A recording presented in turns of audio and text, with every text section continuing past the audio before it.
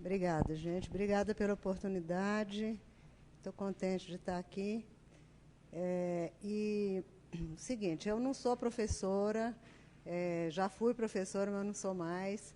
Então, quer dizer, na verdade, antes, eu não preparei uma aula, né? Mas eu preparei uma fala, né? Uma pauta que tem princípios, mas que tem dúvidas e que tem propostas que são novas, que são propostas que eu nem sei, quer dizer, elas estão, vamos dizer, em gestão, estão coisas que estão sendo gestadas e que fazem parte da preocupação da gente hoje, né, que trabalha com ciência de memória e com gestão de documentos. Então, quer dizer, eu gostaria muito de contar com a fala de vocês também, com a intervenção, com perguntas, discordâncias e tudo. Então, não é uma aula formal, mas, quer dizer, é um alinhamento, então, de alguns princípios que eu acho fundamentais e dessas novas, algumas provocações, né, eu diria. Eu comecei a trabalhar em arquivo, no Arquivo do Estado de São Paulo, numa situação assim muito atípica, porque eu trabalhava no Arquivo do Estado de São Paulo, mas com um arquivo pessoal. Porque é um pouco a situação, muitas vezes, de nossos arquivos públicos, de abrigarem arquivos pessoais, porque muitas vezes eles não têm pousada, eles não têm para onde ir. E aí o Arquivo do Estado, nos anos 70, quando eu trabalhava lá, fez um projeto que chamava Titulares do Governo, e alguns arquivos pessoais de antigos, na época se chamavam interventores, né, mas governadores do Estado, foram parar lá. E eu trabalhei com o arquivo do Júlio Prestes, né? Então, que era um arquivo muito curioso, né? Porque o Júlio Prestes, ele foi candidato à eleição em 1930, ele tinha sido governador, interventor em São Paulo, né? Não era interventor que chamava naquela época, era presidente de Estado, desculpa, ele tinha sido presidente de Estado em São Paulo, e ele se candidatou em 1930, só que ele acabou derrubado pela Revolução de 30, né? Ele ganhou, mas ele não levou. Então, quer dizer, esse arquivo tinha sido, inclusive, enterrado num silo de café, porque ele saiu da política com essa derrota, e esse arquivo ficou enterrado mais de 30 anos. E depois ele acabou sendo doado pela família para o Arquivo do Estado. Então, quer dizer, eu estou começando começando essa história, começando essa fala, falando disso, porque assim, eu acho que isso mostra muito, um pouco a situação dos nossos arquivos, né? O público e o privado, uma mistura, uma falta, às vezes, de lugar, de possibilidades de você tratar tudo que seria interessante tratar, né? Então, entrei por essa porta aí, né? E aí, depois, hoje eu trabalho não vinculado a uma instituição só, mas tenho trabalhado muito com documentação em vários níveis, ou fazendo ciência de memória, ou não, ou, enfim, mais com documentação histórica. E aí é sobre isso que eu queria falar. Né? Então, vamos pensar nessa coisa. Eu coloquei gestão contemporânea, né, já uma pretensão, porque eu acho que algumas coisas para as quais eu vou apontar, eu acho que são inquietações do mundo de hoje, né? Bom, aí o primeiro problema, a primeira coisa que a gente se depara quando a gente vai fazer um centro de memória ou um centro de documentação, tem muitos nomes para isso, né? Na verdade, é o seguinte, o que a gente vai colocar lá dentro, né? O que tem um centro de memória? E muito se discutiu sobre isso, esse livro que eu fiz com a Ana Maria sobre ciência de memória, ele começa discutindo justamente qual que é o estatuto dessa documentação que fica dentro do centro de memória. E que, no fundo, é uma documentação que parece muito com documentação até de arquivos mais formais, até de arquivos, vamos dizer, públicos também, né? E aí, o que a gente percebe é que,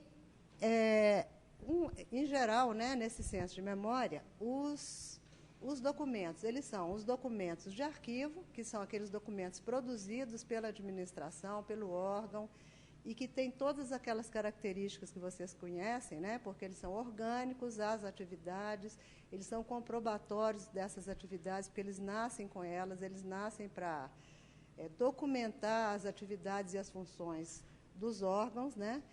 Tem também os documentos que a gente chamou de fabricados, que são aqueles documentos que não são originalmente de arquivos, mas que eles são fabricados porque, assim, muitas vezes, numa instituição, ou numa empresa, ou numa organização qualquer, existe uma necessidade muito grande de você comparar a documentação, de você fazer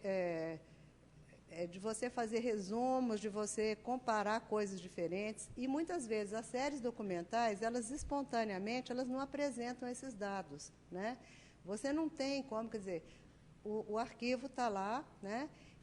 E assim, você trabalhar com essa informação, tirar dele essa informação, em geral, é por meio de estudos que você vai fazer e, portanto, você começa a fabricar documentos a partir dessa matéria-prima que existe nos arquivos tradicionais, né?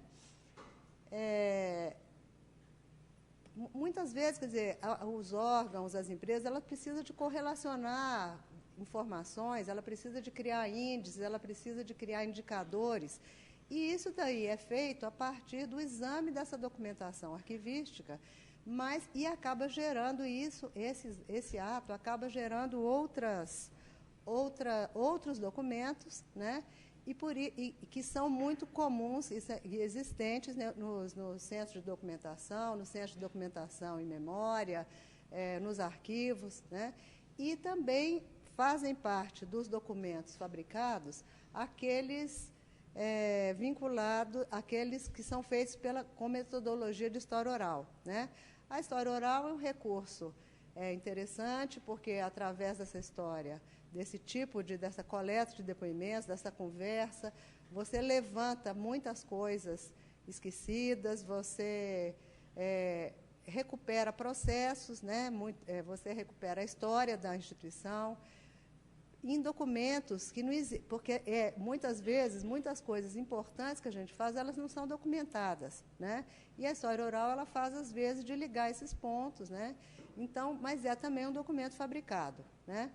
No sentido de que ele não nasceu com a instituição ou para cumprir funções precípuas dessa instituição. E outra linha, outra matriz de documentos que existe no Centro de Memória são aqueles documentos de fora da instituição, mas que muitas vezes eles são reunidos para poder ajudar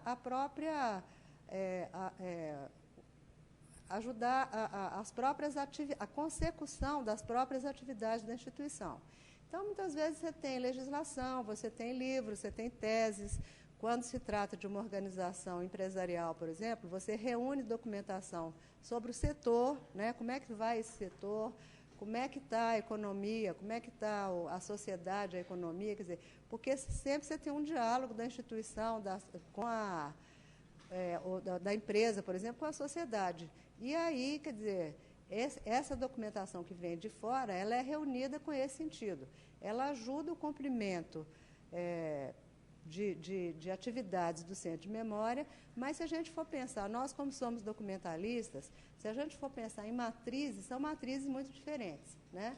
Uma nasce com a instituição, pela própria existência dela, né?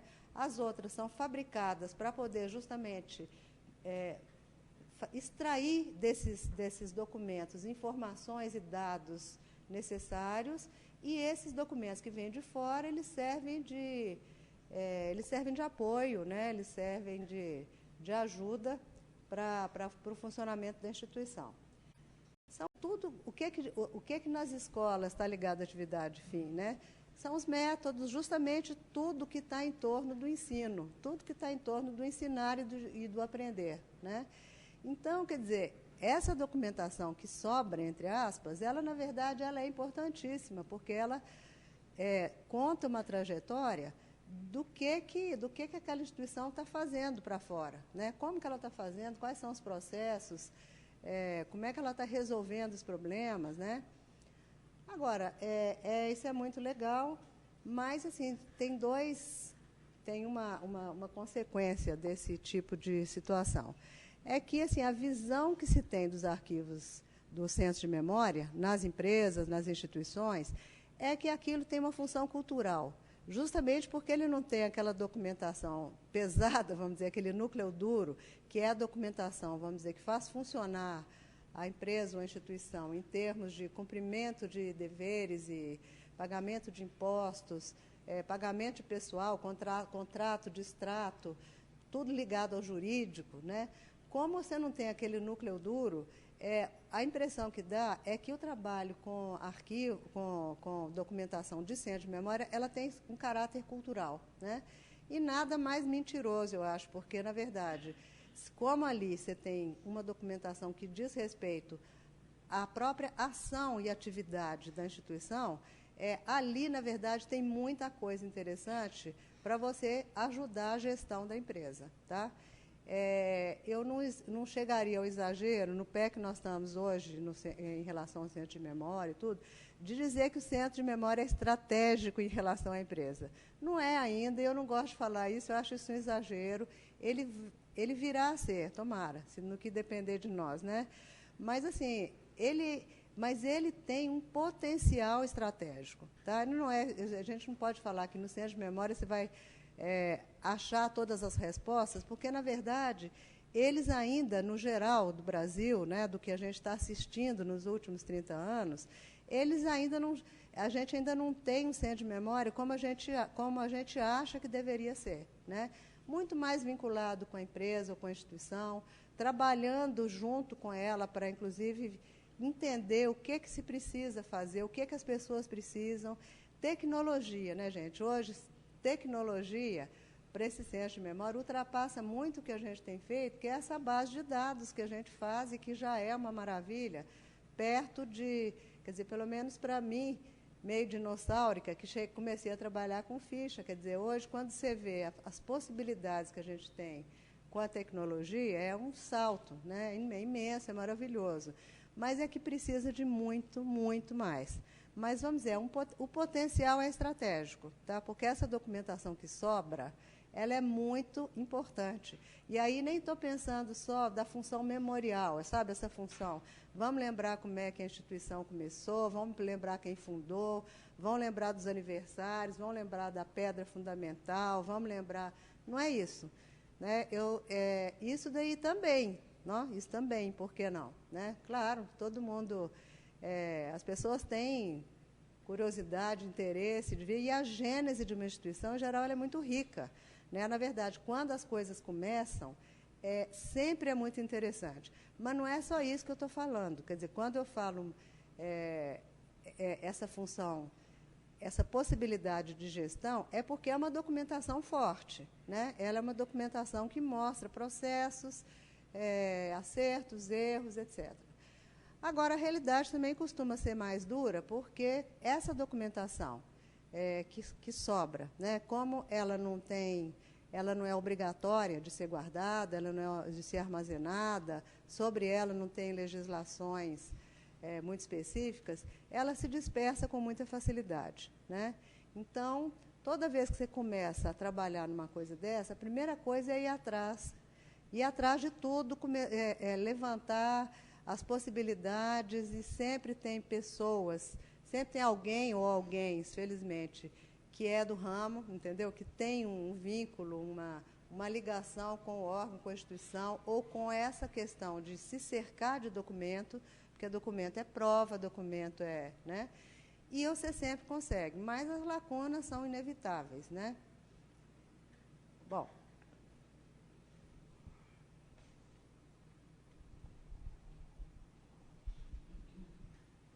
Aqui eu coloquei duas ilustrações mostrando dois centros de memória bem típicos, né? Um é do colégio Salesiano, né? Acho que não, eu acho que estou errando. Hein? Oi? É o Arquidiocesano, olha, eu sabia que terminava em ano. É o Colégio Arquidiocesano, que tem um centro de memória bem interessante, inclusive a pessoa que toca esse centro de memória hoje super se especializou em arquivos de escolas, né? E ele é super bonito, porque o prédio do Arquidiocesano é um prédio muito bonito, antigo, centenário e tal. Então, por isso eu escolhi essa foto para mostrar. E esse outro aqui, gente, é um centro de memória com uma particularidade. É uma casa-museu, né? É uma casa-museu. É um arquivo de artista. Esse arquivo é de um artista chamado Wesley Duke Lee, um artista paulistano. Apesar do nome em inglês, ele é paulistano. E ele morreu em 2010 e a família dele está organizando o arquivo dele, né? Ele deixou um arquivo muito interessante, porque ele tinha uma casa enorme, então ele guardou tudo, né? Ele guardou, inclusive, até os pincéis, as telas, o material dele de trabalho, todo o material referencial para ele de fotos, de jornal, de noticiário de jornal. Era uma pessoa que pesquisava muito, como todo artista, né? Tinha interesses por muitas coisas e juntou uma bibliografia enorme. Então, nessa casa, tem os livros, os discos, até a roupa dele e a documentação que ele guardou, né? A documentação textual, a maior parte da documentação dele é textual, e é muito interessante, porque tem assim, o que ele pensava para fazer uma obra, o que se chama de livro de artista, que é que muitas vezes o artista começa a esboçar, desenhar, rabiscar, o que ele pensa, muitas vezes ele escreve. Tem uma correspondência super interessante também, e ele é de uma geração que ainda tem correspondência, né? Porque, na verdade, daqui para frente,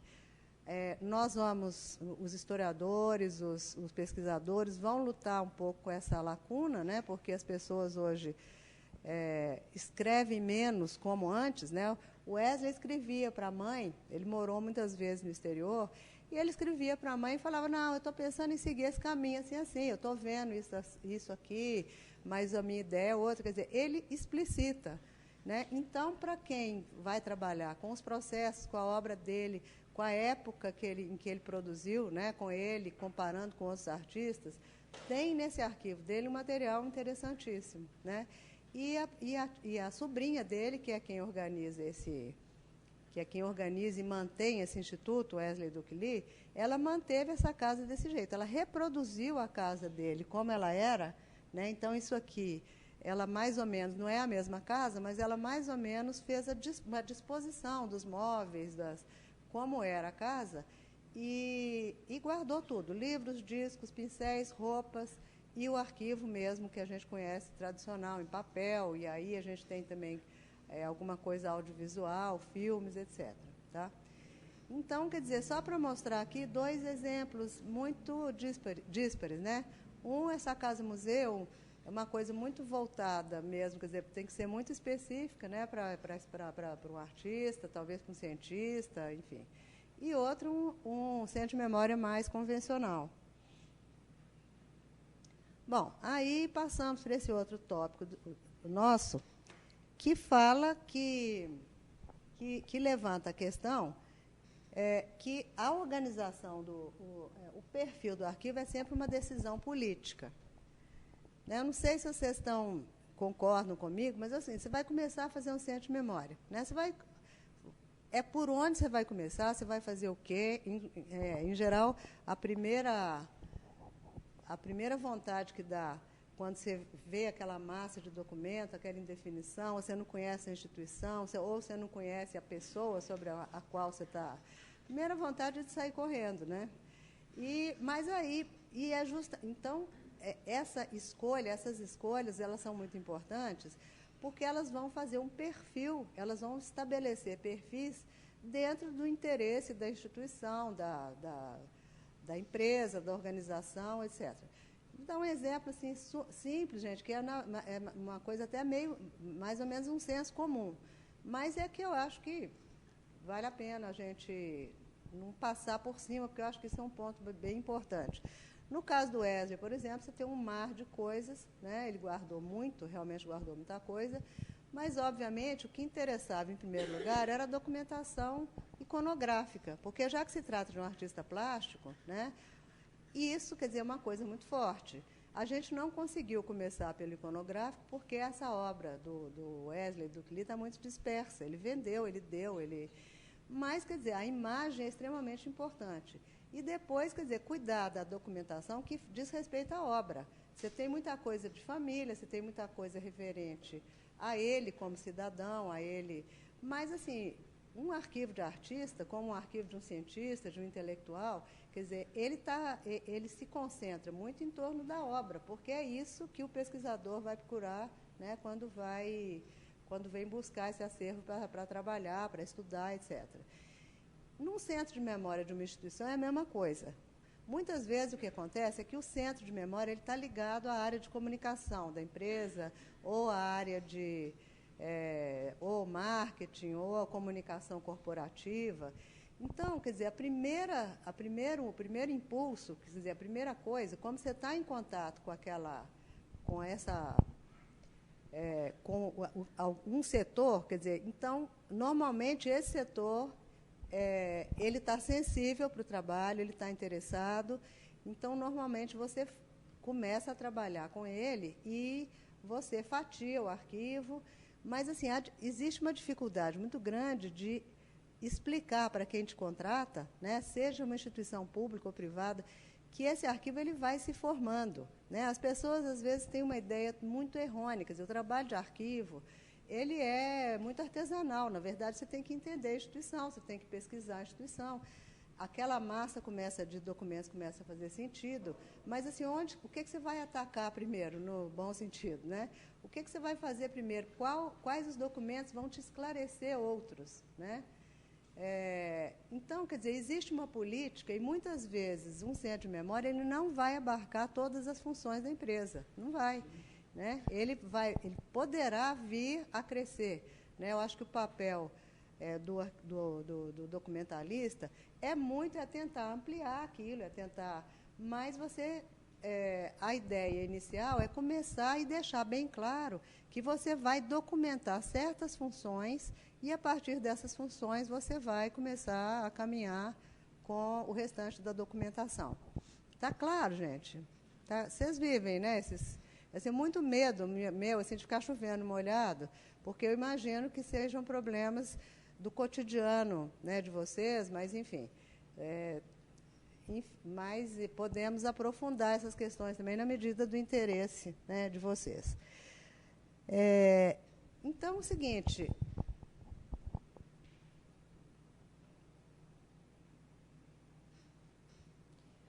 Eu vou dar, então, agora...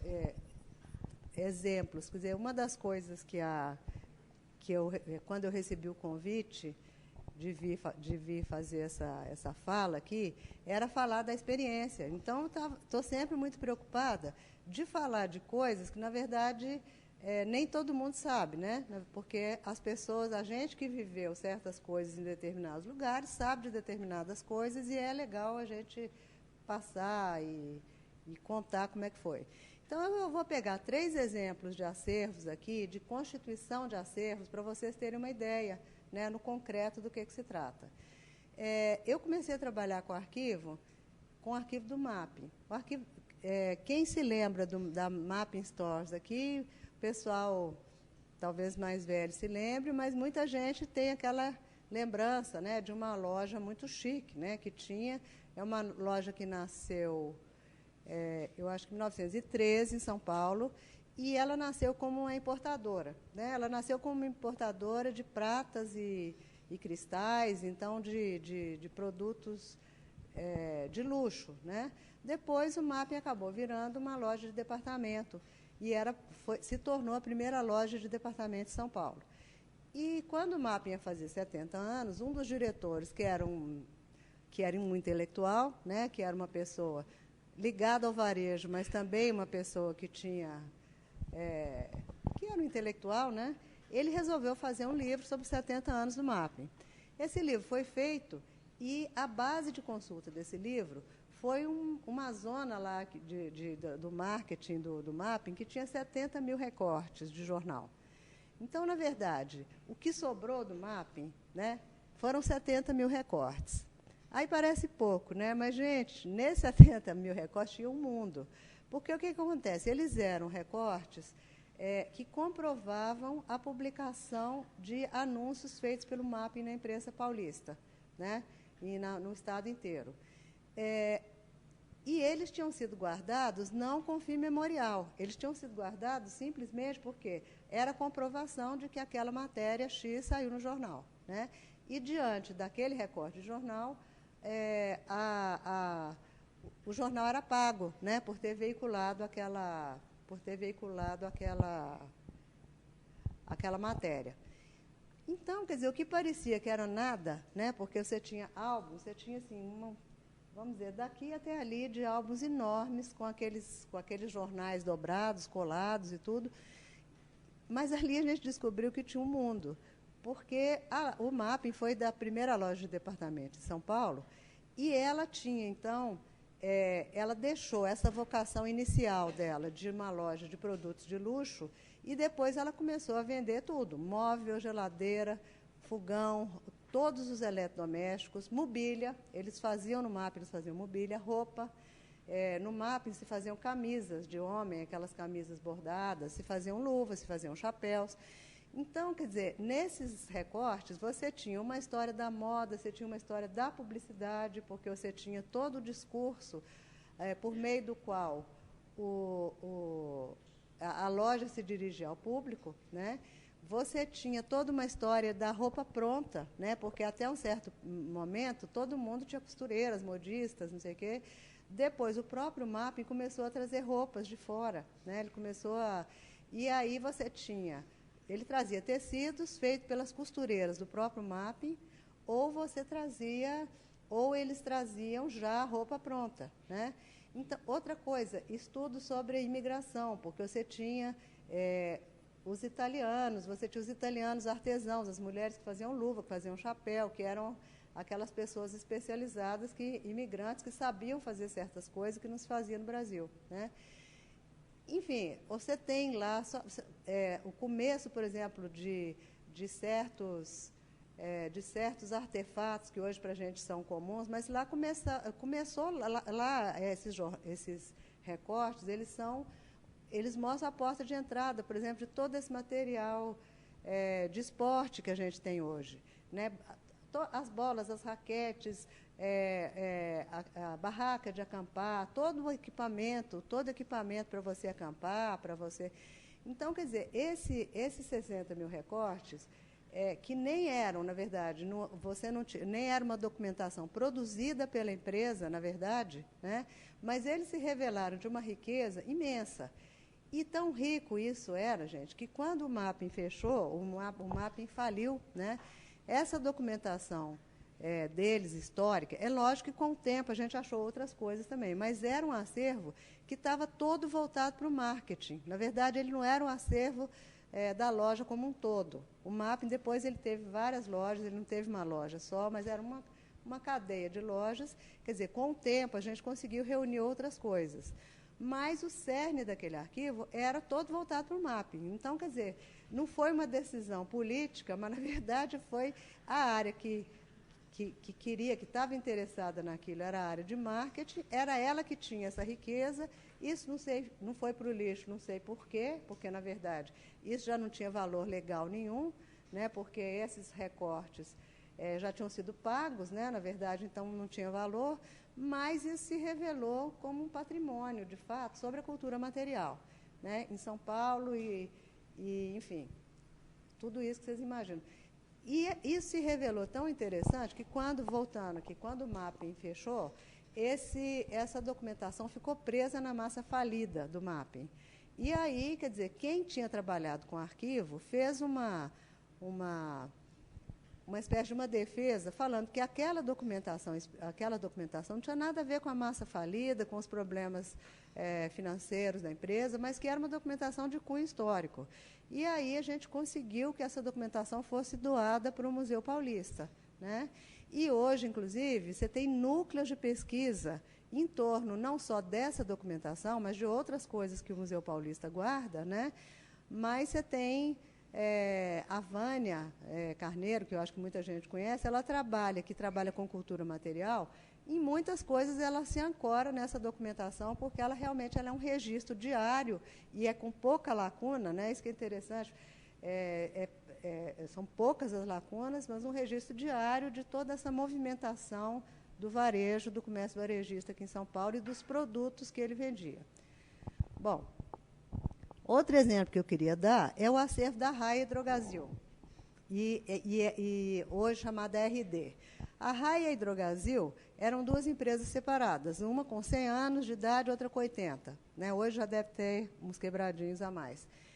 Eles se juntaram, né? Porque hoje isso é um fenômeno muito comum, fusão de empresa, que implica, geralmente, de forma muito, às vezes, muito traumática nos arquivos. Né? Mas, no caso deles, não.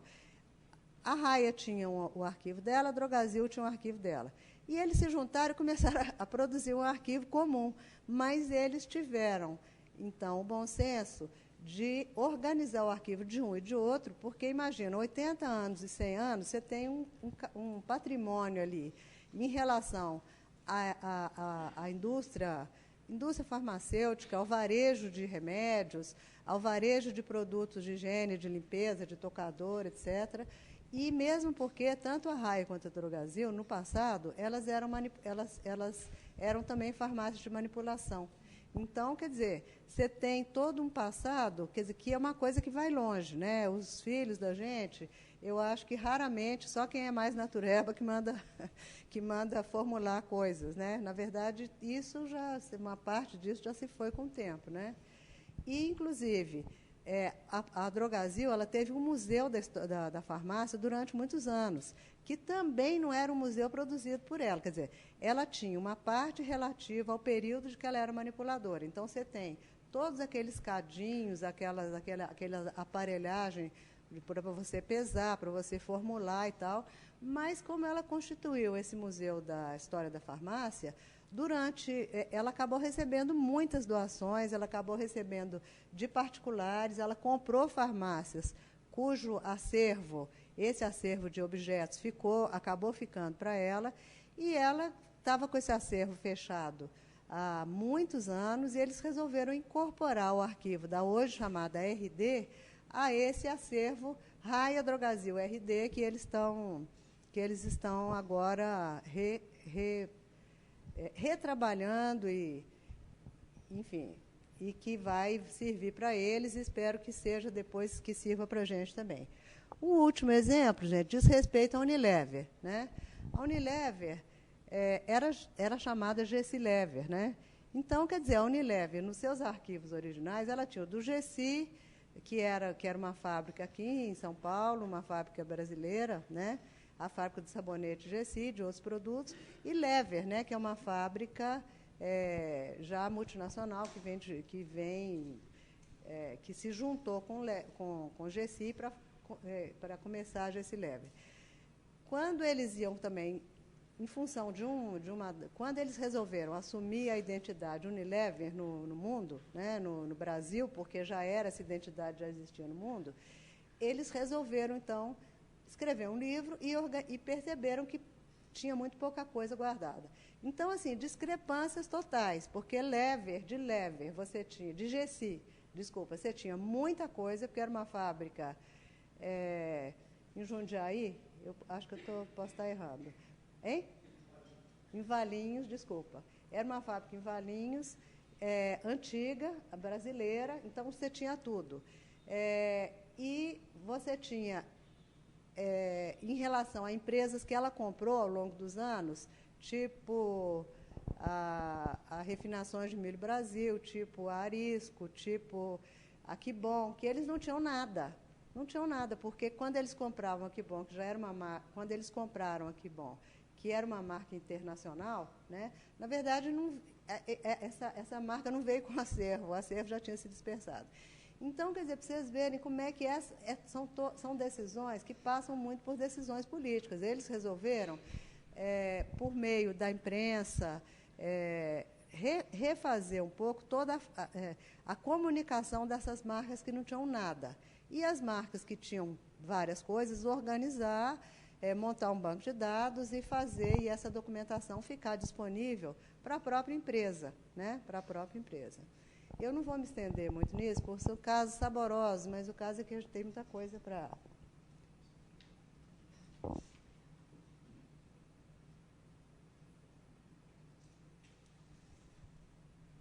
Bom, documentos institucionais e além do acervo. Aqui já começa uma provocação, né, eu acho. Porque o seguinte, quando se faz a análise funcional dos documentos, essa é uma análise que ela vamos dizer, é mais eficaz, eu penso, né? Ela estabelece, quer dizer, uma análise funcional de uma instituição, além de você trabalhar com as suas estruturas, com a sua história e tudo, você tenta separar as grandes funções dessa instituição.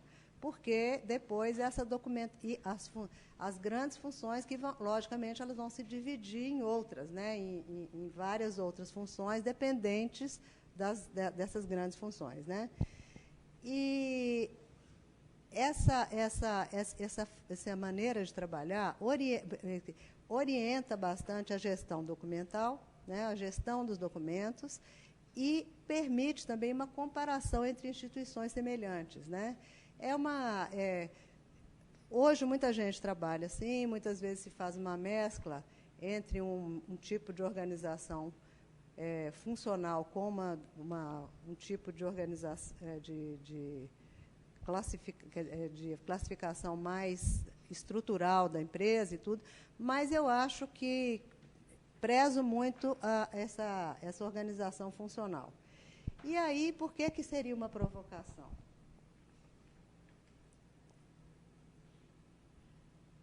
Porque existe uma corrente, né, do pessoal que pensa arquivo, muitas vezes no Canadá, nos Estados Unidos, França, Inglaterra, que começa a mostrar e começa a discutir, né, de que, na verdade, a documentação de arquivo não exprime a trajetória da instituição.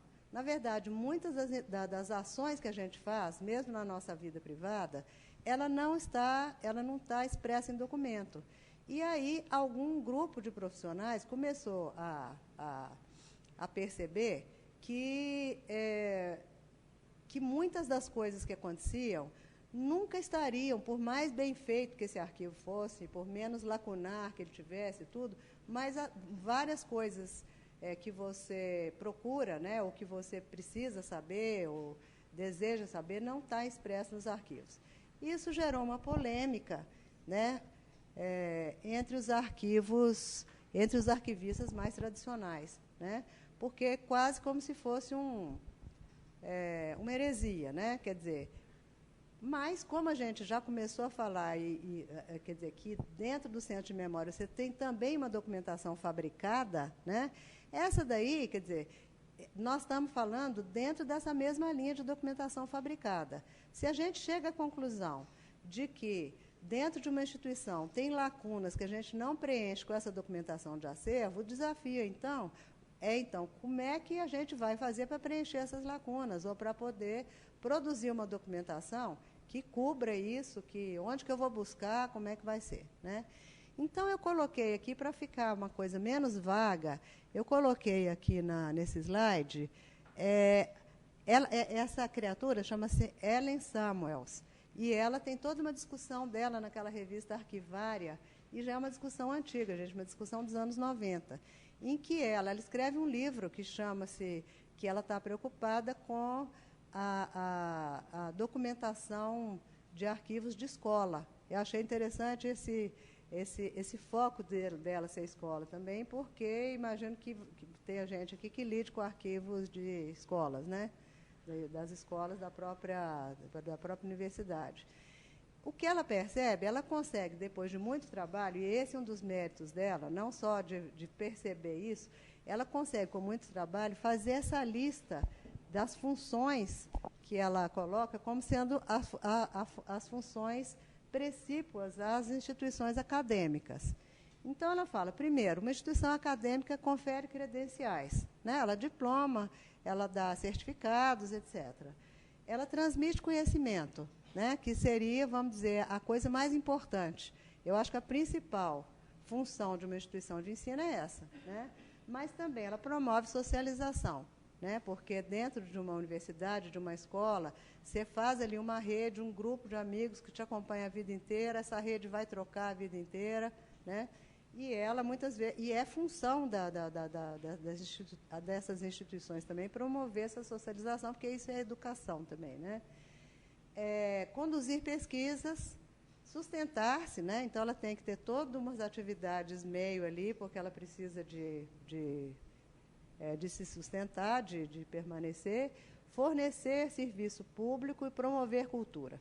Então, quer dizer, eu achei interessante esse desdobramento, porque a argumentação dela vem muito a partir dessas grandes funções. É lógico que essas grandes funções vão ser divididas em subfunções, e esses documentos que você identifica numa escola, vamos dizer, uma escola de ensino médio, eles teriam que ter como âncora essas grandes funções aí, ainda que você tivesse todo um quadro de subfunções saindo dessa primeira árvore aí, né? Bom, se a principal função da instituição acadêmica é transmitir conhecimento, aí ela se pergunta, bom, aonde que está escrito como é que foi essa produção de conhecimento? Aonde que está escrito o que os alunos acharam do primeiro ano? Tem aquele curso básico lá, será que esse curso está sendo eficaz? Será que não? Você faz toda uma reforma dentro da escola, uma reforma, vamos dizer, de currículo, de grade. Qual o efeito que isso surtiu? As pessoas formaram mais rápido, Então, o que acontece é que se percebe que a principal função dentro de uma instituição, como no caso de uma escola, ela não está documentada, ela não gera documento escrito, né? E aí, quer dizer, é mais um problema para o arquivista, né?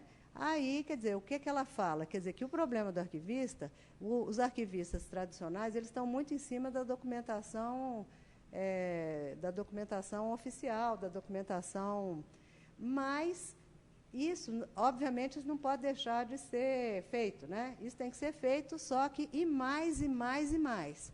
Esse mais, e mais, e mais é isso, é você perceber, se você faz essa decupagem, como ela fez em função, se você perceber o seguinte, tem alguma função aqui que não está sendo contemplada? Por quê? Como fazer? Como, né? Então, quer dizer, é muito interessante. E aí, essa polêmica dela com esses arquivistas, tem muitas coisas interessantes, porque ela fala que o arquivista mais tradicional, ele não pensa que essa documentação que ele está organizando, a documentação administrativa, que ele está lá cuidadosamente arrumando e tudo, ela vai atingir 2, 3 gerações. Quer dizer, ele não pensa também como a cabeça do pesquisador, quer dizer, muitas vezes ele faz avaliações que não contemplam também esse outro uso do documento, que é esse uso de testemunho histórico de uma época, enfim, tudo isso que vocês sabem, quem lida com arquivo histórico, né?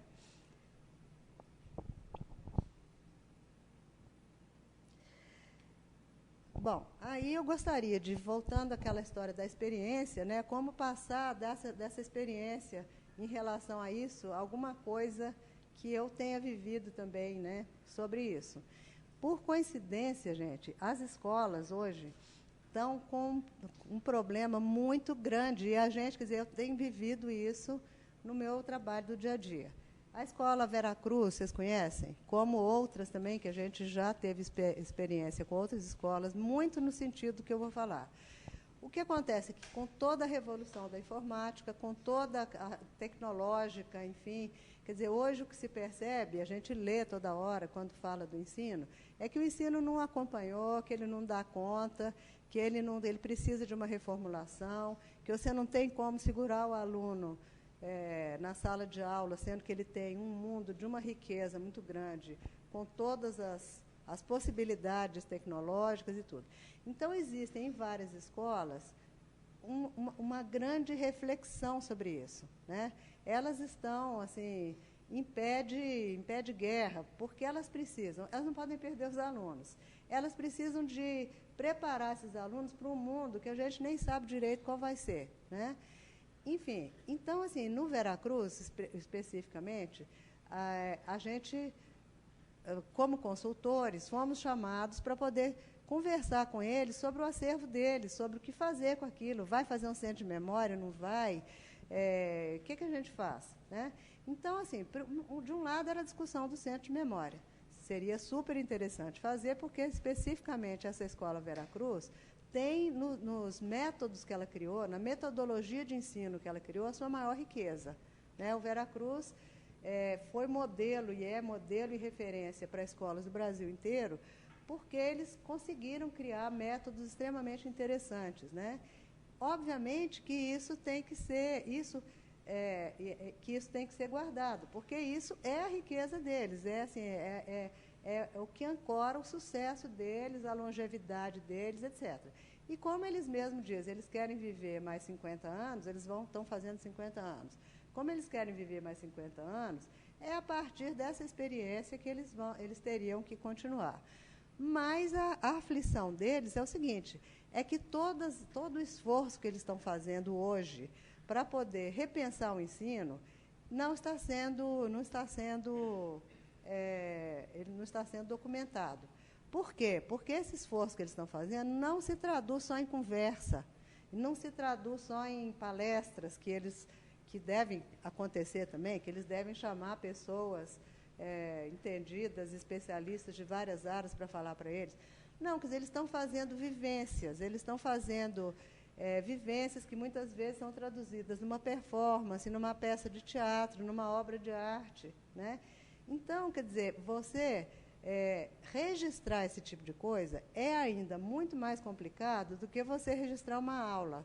Eu estou fazendo essa fala aqui, essa fala está sendo gravada, mas a gente poderia fazer aqui uma vivência das nossas dores aqui de arquivistas, né, de como fazer, como resolver certas questões, que não fosse essa fala, que fosse uma coisa mais catártica, sei lá, que fosse uma coisa mais... e que hoje cabe muito, né, porque eu acho que a escola, o aprendizado, isso é uma coisa que tem a ver com a sensibilidade, com... Né, hoje as questões dos alunos do Veracruz e de outras escolas, né, tem questões de gênero, tem angústias, tem meninada se suicidando, tem gente que é transgênero, tem gente que é... Então, quer dizer, você expressar isso tudo, muitas vezes já não é mais dessa forma que a gente conheceu. Né? Nós que alisamos os bancos escolares, para a gente é muito... você lê uma coisa, você assiste um vídeo, enfim. Mas, então, é essa questão que eu acho que, para mim, fez muito sentido quando eu li a Ellen Samuels. Né? Existe uma demanda hoje. Como é que a gente vai registrar isso? Agora, a demanda não é só gravar. Então, tudo bem, vamos fazer em vídeo. Mas não é isso. Quer dizer, você pode ter lá uma representação em vídeo. Agora, isso teria que estar documentado o seguinte, porque eu vejo uma coisa dessa, por exemplo, se eu vir só o fim do processo, para mim não vai fazer sentido. E eu estou dizendo isso porque eu tenho assistido na prática, eu tenho visto isso na prática. Não faz sentido, só faz sentido se as pessoas explicarem, olha, a gente chegou a isso porque... E aí a gente esbarra com o problema que nós todos esbarramos em qualquer acervo, em qualquer instituição, em qualquer... As pessoas não têm tempo. A pessoa que é a diretora da escola, que é a orientadora, que ela está apagando incêndio diuturnamente. Então, ao mesmo tempo que você tem a angústia de pegar um momento em que eles estão gastando dinheiro, tempo, etc., para poder dar uma virada naquilo, porque no caso do ensino realmente é uma virada, né? Eu acho que não é uma coisa... É uma virada, né? Porque para esse ensino atender um mundo daqui a 10 anos, que a gente nem sabe direito como está, o negócio não é brincadeira. Né? Então, quer dizer, são várias as contradições. É difícil de registrar, mas assim, não prescinde das pessoas que viveram isso, não prescinde muitas vezes dessa riqueza da discussão, das brigas, das conversas, das contradições, não é? E aí, mas assim, quando eu li isso da Samuels, me fez muito sentido, né? Porque, de fato, vamos dizer, a coisa mais importante que está acontecendo nessa escola hoje, como também em outras que eu vi, é isso. E, no entanto, isso daí vai passar como para as pessoas daqui a 3 anos, 4 anos, né?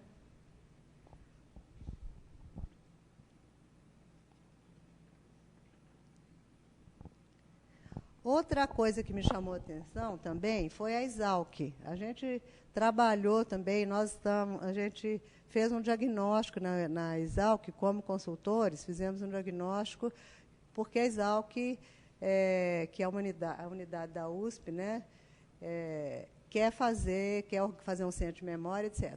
O que me chamou a atenção é o seguinte, é que eles estão incluindo na documentação histórica deles a documentação dos ex-alunos. Quer dizer, o que já ficou claro que não é só o prontuário do aluno, a ficha do aluno, as notas do aluno, a prova do aluno, mas, quer dizer, nesse outro espaço, que é o centro acadêmico, enfim, que é a festa, que é a república, ali também tem a ver com eles, entende? Então, quer dizer, isso está incluído. Quando eles levantam qual que é a documentação que eles querem tratar, eles não estão apartando esse tipo de coisa. Então, essa ideia da Samuels tem muito a ver também, quer dizer, as pessoas percebem, não é que ela não inventou a roda. As pessoas que têm sensibilidade percebem que, se você está falando de uma escola, aquilo ali, como as pessoas vivenciaram aquela escola, tem tudo a ver com o restante da documentação administrativa e mais, vamos dizer, tradicional, que é de arquivo, que é produzida ali naquele lugar, tá?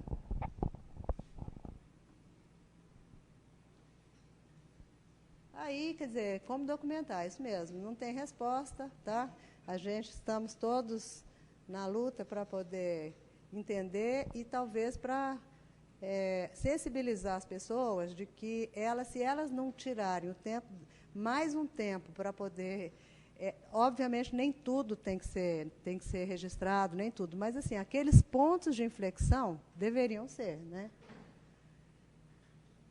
Bom, aí vamos falar um pouco da descrição do arquivo no sentido contextual.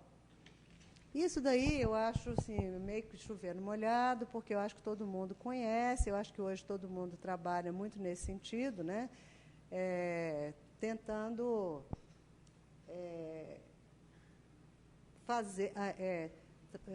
contextualizar esse acervo a partir das atividades que lhes deram origem, etc. Mas, enfim, só resumindo rapidamente, a operação arquivística, o que ela faz, basicamente, é buscar as razões pelas quais os documentos foram criados. Ela vai reportar, ela vai juntar esse documento à razão de nascimento dele. Muito mais do que o conteúdo, muito mais que a preocupação com o conteúdo, que é uma preocupação mais da biblioteconomia, que classifica os livros por grandes tabelas de conteúdo. No caso do arquivo, é a gente perceber qual que é o vínculo daquela documentação com a instituição. Para que ela foi feita, o que ela comprova, o que ela testa, o que ela registra, né? O conteúdo, vamos dizer, é secundário, né?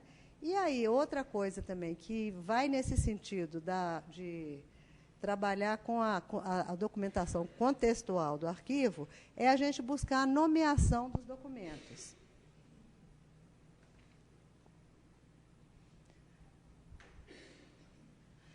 Nomear os documentos, gente, dá lógica para a posterior construção dos conjuntos, tá? Porque é o seguinte, você nomeia atas, você nomeia... Então, ali eu coloquei uma série, não sei se dá para ver, mas eu coloquei alguns nomes de documentos, algumas tipologias documentais, só para vocês verem como é que isso já dá o contexto. Quer dizer, a própria nomeação do documento, ela já contextualiza. Porque, obviamente, que todo mundo aqui sabe quer dizer, o que você espera quando você vê uma carta de uma recomendação. Né? Quer dizer, isso já contextualiza. Se você nomeia corretamente o documento, isso daí faz parte da operação de contextualização. Né? E aí, então, tem uma série de outros exemplos. Ofício de apoio, ata, recibo, atestado de conduta, compromisso de compra e venda, anúncio, portaria, relatório, programa de curso, lista de convidados. Quer dizer, quando você busca nomear corretamente o documento, você está também fazendo uma operação de contexto, né? Porque você não vai buscar, por exemplo, um tratado, você fala, não, eu vou pegar aqui a série bilhetes. Você vai saber que a informação que tem em bilhetes, ela é uma informação rápida. Notas, ela é rápida.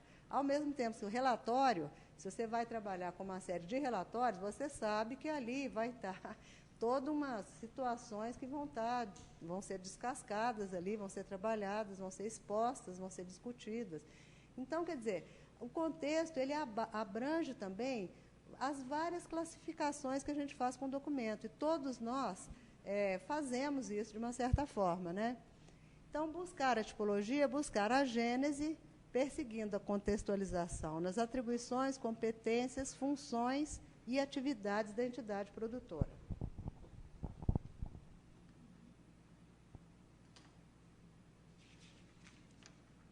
Existem também outros níveis de contextualização. Em geral, quando a gente pega um documento para descrever na nossa base de dados, ou à mão, aonde quer que seja, a gente também levanta uma série de outras características do documento que também são contextualizadores. Por exemplo, você tem no seu, se você atribui um gênero para ele, o gênero pode ter textuais, sonoros, audiovisuais, você pode ter iconográficos e tudo. Isso daí já é um contexto, que você sabe muito bem que um discurso em audiovisual, você já sabe o que esperar, o que tem, né? Isso também é fonte de contexto. A mesma coisa o suporte. Quando você vai fazer aquela caracterização física do documento, trabalhando o suporte, também é uma forma de contextualização. Então, por exemplo, cartolina digital, você tem o suporte digital, você tem papel, você tem meio magnético, quer dizer, isso também te contextualiza. Se você sabe que você tem uma foto, sei lá, você tem uma foto, você tem um papel emulsionado, você já sabe que é uma ampliação, né? Enfim, isso também são fontes de contexto, né? Porque essa coisa do contexto fica parecendo que ela está muito distante das operações do dia a dia, mas elas aparecem em várias coisas, né? A responsabilidade, por exemplo, quando você atribui a responsabilidade dentro de em relação ao documento, por exemplo, a autoria. Qual que é o fulano que está, o fulano, você está descrevendo, por exemplo, uma entrevista, né? Aí você tem lá a responsabilidade, a autoria. Você está vendo uma foto, a responsabilidade dessa produção fotográfica é o autor da foto. Quer dizer, isso tudo são elementos de contexto, de contextualização. A forma, gente, na qual está o documento, né, que é o estágio de elaboração que ele se encontra, é muito diferente também você saber que aquilo é um croquis, é um esboço, porque você pode ter um projeto, mas é só o croquis. Você pode ter uma ata, mas só o rascunho. Quer dizer, isso tudo contextualiza, de forma a que você cria esses metadados que acabam contextualizando o seu documento. E a mesma coisa são as técnicas de produção, né? Um documento pode ser datilografado, pode ser uma fotografia analógica, uma fotografia digital, enfim. Isso tudo são contextualizadores. Então, a gente, no dia a dia e na caracterização dos documentos que a gente faz no acervo, a gente está fazendo essa operação o tempo todo, né? E ela tem que ser, obviamente, cada vez mais bem feita. Para isso, a gente tem que apurar os conceitos, a gente não pode fazer aquela salada de conceitos que muitas vezes acontece, porque uma coisa é uma coisa, outra coisa é outra coisa. E isso, na verdade, são coisas fáceis, porque são apreensíveis. Se a gente entende do que se trata, a gente acaba contextualizando o documento melhor, porque a pessoa que lê uma ficha com os metadados que você selecionou, ela já entendeu da missa um terço, entendeu? Aquilo já colocou ela em contato com o documento e encurtou o caminho dela em relação ao documento. Bom, aí vamos para a base de dados. Em geral, hoje, as bases de dados, elas embalam, né, os arquivos que a gente faz, as descrições arquivísticas e tudo, né? Cada vez mais a gente precisa dessa intermediação, né? Porque as bases de dados, primeiro, elas permitem você fazer pesquisas e unir coisas de várias maneiras, e você estabelecer várias ordens naquela documentação. Você pode ter os digitais na base de dados, então você põe a pessoa em contato, você põe o consulente, o interessado, o pesquisador em contato com a documentação, né? O que eu acho importante numa base de dados é você trabalhar essa base de dados do ponto de vista da tecnologia para você estabelecer o maior número de relações possíveis entre os documentos, né? Porque isso ajuda muito, quer dizer, você torna menos estanque, quer dizer, e isso é possível fazer. Quer dizer, a gente tem, às vezes, base de dados simples, mas a tecnologia, as coisas que eram mais complexas, hoje, mesmo as bases de dados simples, elas têm condição de fazer isso, né? E eu acho que essa é uma riqueza das bases de dados, né? A base de dados ela tem que ter... Aquela primeira imagem que eu mostrei é a imagem de entrada, em geral, a ficha de entrada de dados, né? Com ela, lidamos nós, que somos, muitas vezes, administradores do acervo, que somos as pessoas que vão descrever os acervos e tal. Mas eu fico surpresa, porque eu vejo que, muitas vezes, muita gente boa, às vezes, não percebeu que é muito difícil, quer dizer, você não vai... a pessoa que vai consultar aquilo, o pesquisador, ele não tem que entrar em contato com isso. Isso daí é uma coisa interna, isso é uma coisa que pode ser modificada e tudo, e que você tem que ter um portal de pesquisa, né? Esse portal de pesquisa, ele dá várias chances de opção para a pessoa fazer as pesquisas, né? Em geral, você tem pesquisas simples, que são pesquisas que tentam mimetizar o Google, né? Porque hoje todos nós entramos numa cultura Google muito profundamente. Então, você tem pesquisas mais imediatas, mas que são, às vezes, mais grosseiras, porque, na verdade, você pesquisa uma coisa e ela não te traz o que você pesquisou dentro dos campos que você quer e tudo. E para isso, você também tem a pesquisa avançada. Enfim, esse portal do acervo, ele serve para fazer essa intermediação, né? Ele vai te apresentar o documento, ele vai te apresentar uma série de possibilidades de acesso, né? E ele também pode trazer, também, hoje já se pensa bastante, em que esse portal do acervo seja também veículo de produtos editoriais. Quer dizer, você pode fazer, por meio desse portal de acervo, você pode trabalhar os documentos no sentido seguinte, de trazer pesquisas prontas, você trazer textos específicos, por meio do qual você chega aos documentos. Quer dizer, você quase que ensina a pessoa a usar a base de dados, a pesquisar na base de dados, porque você monta alguns textos que te levam aos documentos originais de onde você retirou aquelas informações.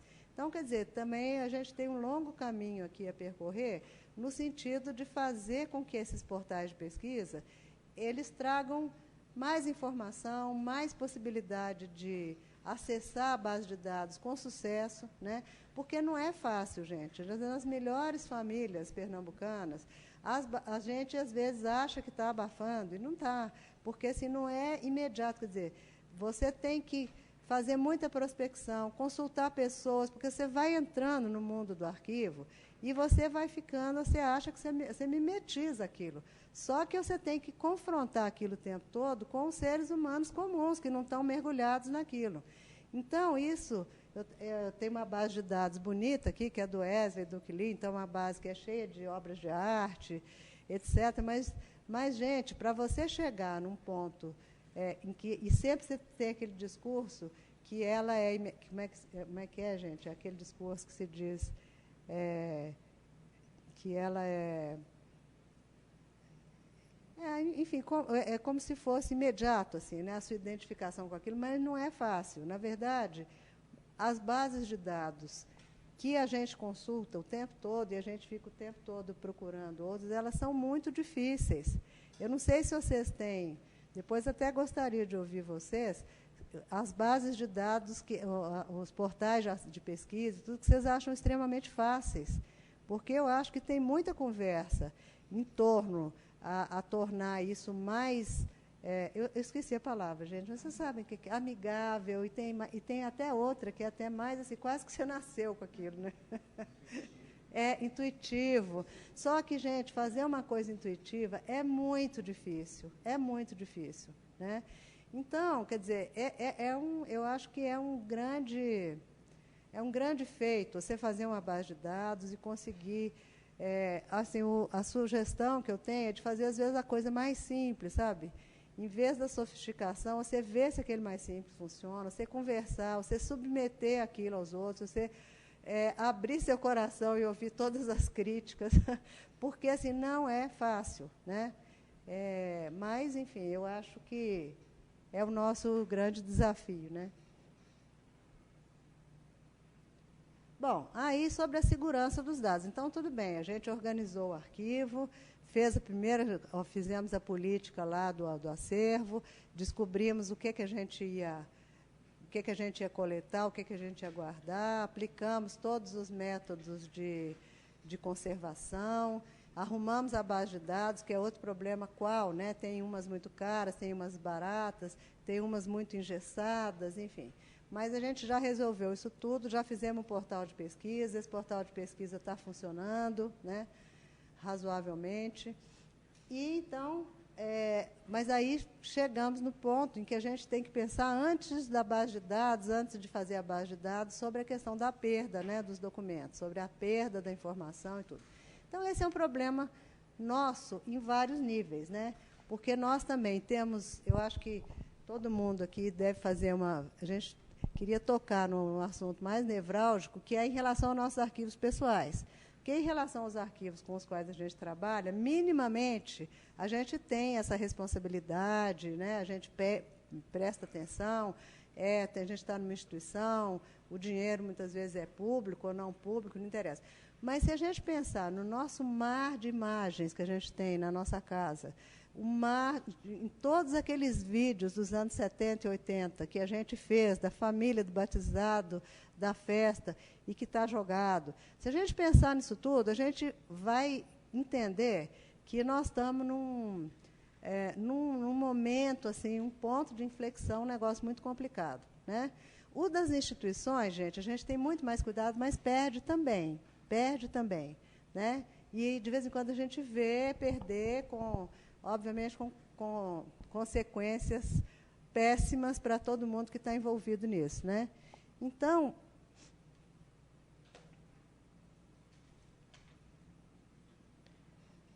para dar um exemplo daqueles bem bombásticos, né, que é aquele assim que eu nem sei se eu acredito nisso, porque o exemplo é tão bombástico, mas enfim, ele é dado pelo Bruno Delmas. Todo mundo que é arquivista conhece o Bruno Delmas, que é professor da École des Chartes, em Paris, é um dos grandes arquivistas franceses, é um arquivista que teve em missão na África, na União Soviética, depois na Rússia.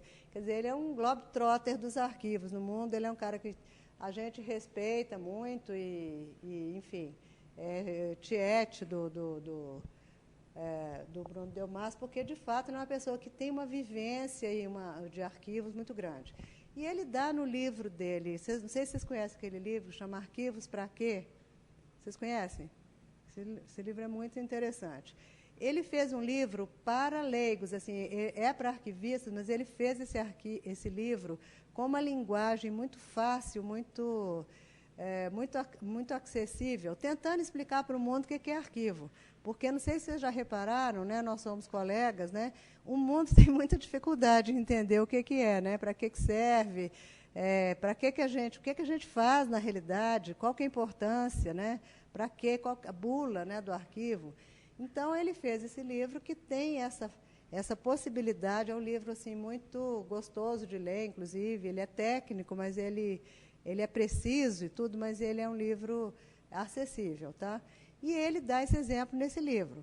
Então, ele fala que, em 77, milhares de fitas gravadas na missão Apolo, nas missões da Apolo, né, norte-americanas, foram perdidas. E aí o que ele questiona é o seguinte, é que não se diz, mas que a NASA não mandou mais nenhum foguete para a Lua, porque essa perda dessa quantidade aí de fitas atrasou toda a missão Apolo, tá? Então, quer dizer, de novo, agora se fala na Lua, né? Mas quantos anos? Quer dizer, o homem foi na Lua, tem gente que não acredita, tá, gente? Eu acredito, no caso, eu acredito. O homem foi na Lua em 89, não foi? 69. 69. Desculpa, gente, só 20 anos. Então, quer dizer, isso é a afirmação dele, ele dá uma série de outros exemplos, mas esse daqui é para a gente ficar horrorizado, né? Enfim, o fato é que a gente, não pessoalmente, como cidadãos arquivistas que somos, né, porque a gente tem nossos documentos, nossos projetos mais caros de trabalho, às vezes estão com a gente, nossas fotos, nossos documentos como cidadãos, muitas vezes arquivos da nossa família, a gente é guardador muitas vezes disso, né, e produtor também, e a gente sabe perfeitamente que os nossos arquivos talvez da maioria de vocês não esteja nas melhores condições, né? E isso, no nosso caso, é especialmente grave, porque a gente sabe como fazer, né? A gente tem uma noção melhor, né? Mas o fato, gente, é que quem estuda isso, né, e quem fala coisas que eu levo muito em conta, que são coisas muito sérias. Eles falam, por exemplo, que a digitalização não resolve o problema da preservação. Porque você pegar um objeto, seja um papel, seja...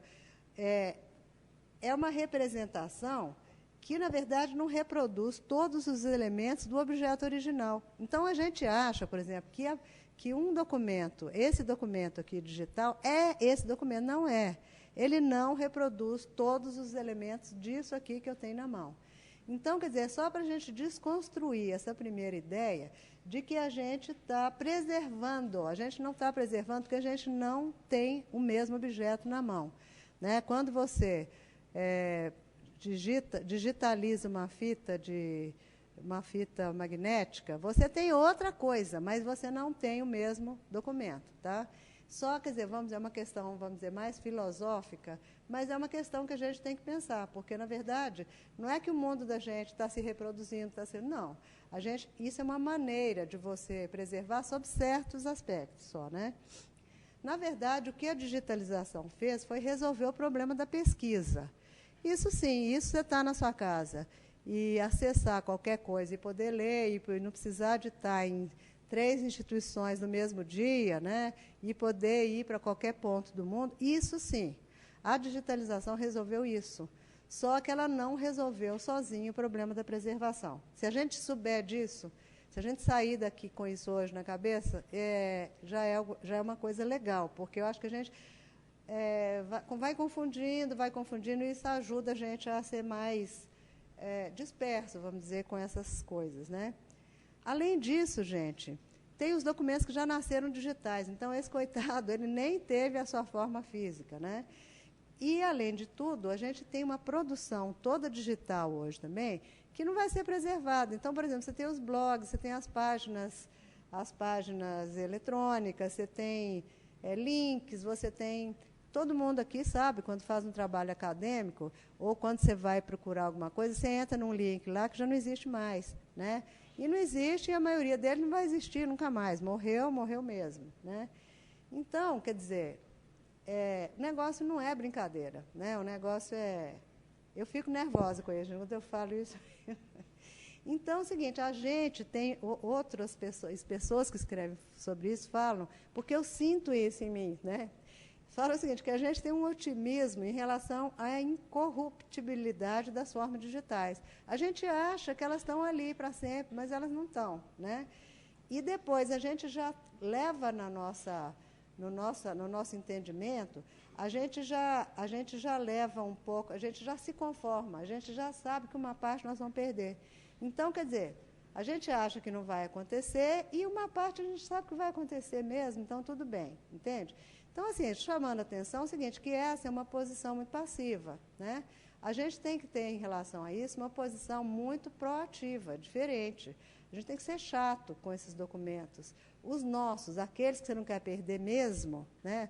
Você tem que ser chato, você tem que fazer uma seleção, você tem que fazer uma avaliação, que isso tudo também sei que todo mundo sabe fazer aqui, E pronto, o que você quer guardar, você quer guardar. O que você quer jogar, você não faz aquela conservação soviética, que você deixa lá no canto e o negócio vai apodrecendo, vai não sei o quê. Né? Então, outra coisa assim, também que me impressiona, quando fala o seguinte, o Google, né, a gente sabe que o Google está fazendo a reprodução de todas as bibliotecas, né, do mundo, ou tem essa pretensão de guardar o conhecimento, o cabedal de conhecimento humano, né, por meio da digitalização dos livros. Né? Mas, no entanto, gente, o Google, vamos supor que ele pudesse digitalizar tudo e tornar isso perene, porque digitaliza, mas né, ele tem que continuar a existir ao longo do tempo. Né? Mas, no entanto, gente, o papel das bibliotecas e dos acervos, ele não vai fazer. Né? Por mais que tudo esteja digitalizado, quem vai assumir responsabilidade sobre o acesso àquilo? Né? Quem vai preservar aquilo, quem vai fazer a curadoria daquilo? Né? Porque o documentalista, gente, ele é um curador. Ele sabe, todo mundo que tem seu arquivo aqui, sabe o que é melhor, o que é pior, quem que vai buscar o que aonde. Né? Por mais que a gente faça maneiras de escreva e tudo, no fundo, a gente tem uma intimidade com aquilo. Então, é o seguinte, supondo que o Google faça tudo, ele não vai fazer esse papel. Tá? O problema vai continuar existindo. Né? O problema é o seguinte, essas tarefas que são nossas em relação aos nossos acervos, elas vão continuar, por mais que a gente tenha tudo em digital, ou que tenha possibilidade de acessar novas plataformas, né, que hão de vir, né, e a gente talvez nem saiba o que tem para chegar aí, mas enfim.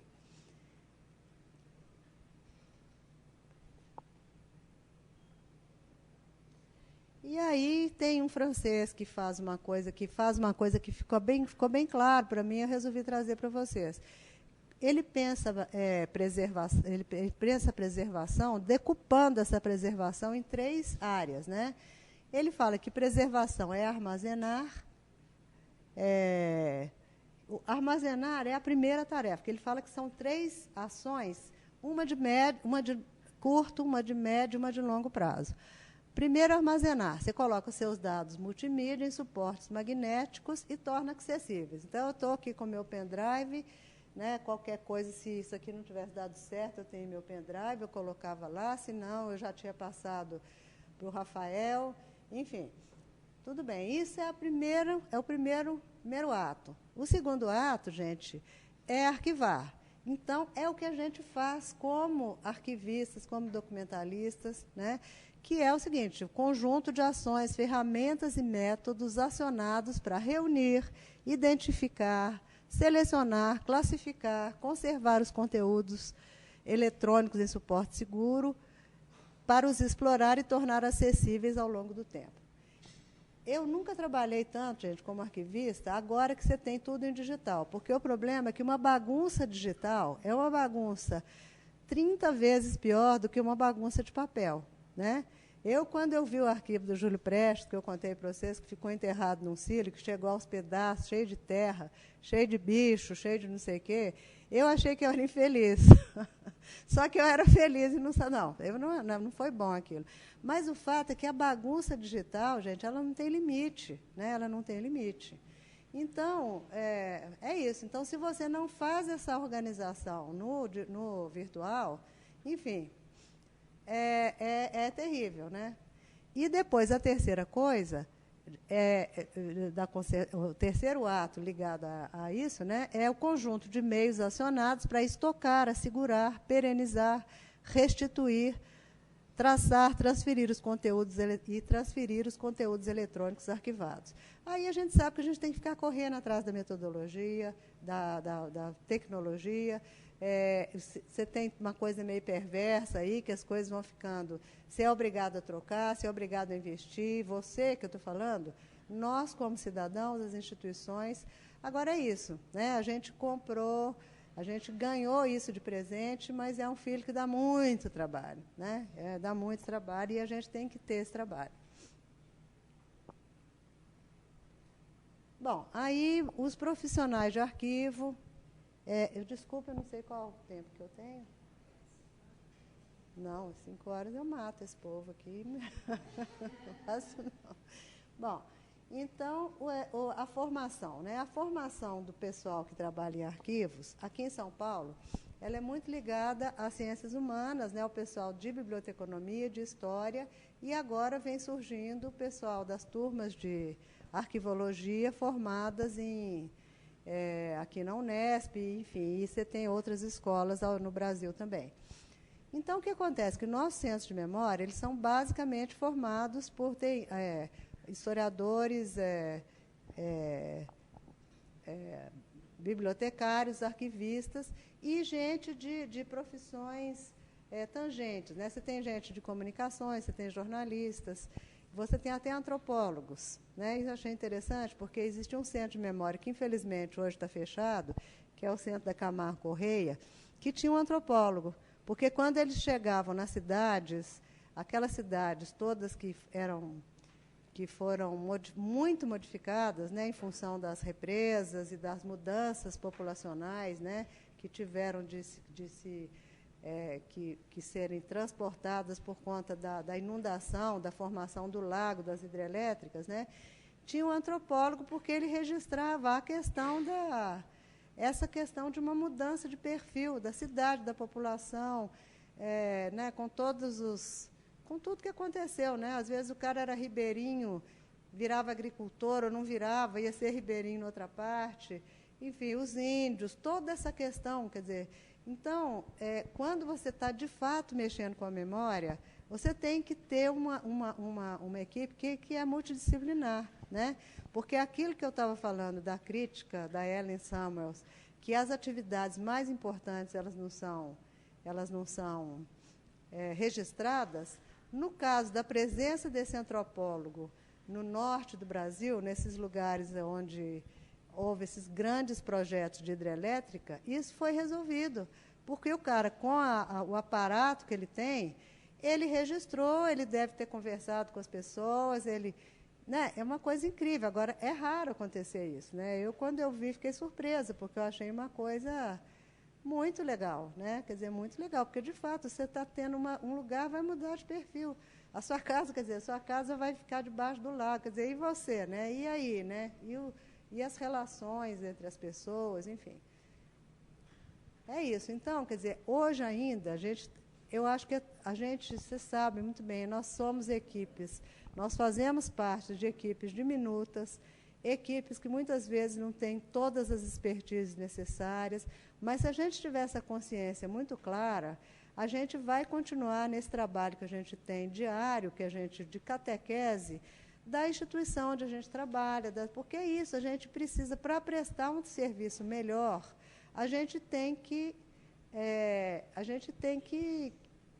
enfim, que ter a condição de prestar esse serviço melhor, né? Porque o medo que a gente tem como consultor e como executor de trabalhos de memória é o seguinte: quando você presta um trabalho muito michuruca, um trabalho muito micho, você se torna muito indispensável, muito dispensável, né? É muito dispensável. Se você fica reduzido àquele mínimo minimorum, né? Se você não produz coisas para a instituição, se você não vai lá atrás do cara que trabalha na instituição, olha, eu tenho aqui um monte de relatórios aqui que eu achei que pode ajudar você a fazer isso. Quer dizer, se você não presta esse serviço também, fazendo com que seu documento apareça, se você não der utilidade para isso daí, que trabalho que você vai fazer, entende? Né, o pessoal, né, eu acho que fica uma coisa muito daquela linha que eu já comentei, que as pessoas não entendem bem o que a gente fica fazendo naqueles locais, né? Não, né? É isso mesmo. Eu fiquei muito consolada quando eu li o livro daquele Richard Cox, um arquivista americano, que é um cara que tem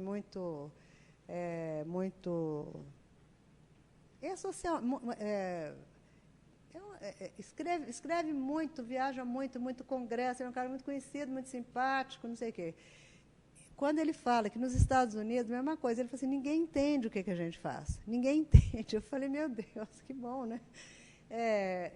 Por que isso? Quer dizer, a gente fica o tempo todo... nós somos um país mais pobre, a gente tem menos recursos, mesmo os nossos arquivos públicos, muitas vezes, Estou falando do Arquivo Nacional, do Arquivo Público de São Paulo, de todos os estados, muitas vezes eles são incipientes, mas eu acho que existe assim, uma falta de compreensão muito grande da utilidade nossa, do nosso papel. E eu acho que se a gente prestar um serviço pequeno, isso se perpetua, né? Acho que não tem muita dúvida, né? Que você não incomoda, você não atrapalha, você gasta um pouco de dinheiro, mas é pouco, enfim, mas a gente não sai desse limbo também, né?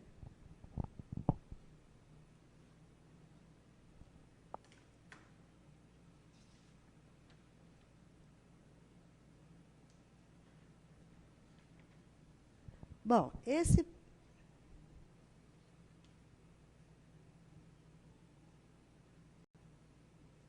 estou voltando, né?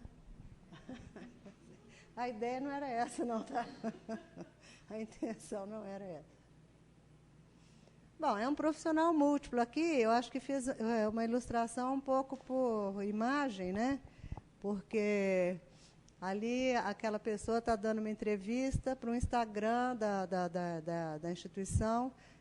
Ali é uma pessoa que trabalha na Fundação FHC, que tem um Instagram, e que a ideia é que ela está falando um pouco sobre a conservação de... Ela está falando sobre a conservação de fotos, né?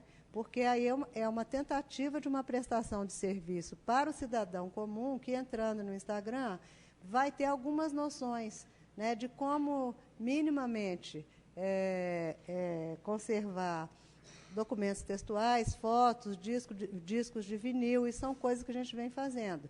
Então, é uma tentativa de, furando esse cerco, fazer com que as pessoas comecem a entender o que a gente faz e como que a gente pode ser útil, né?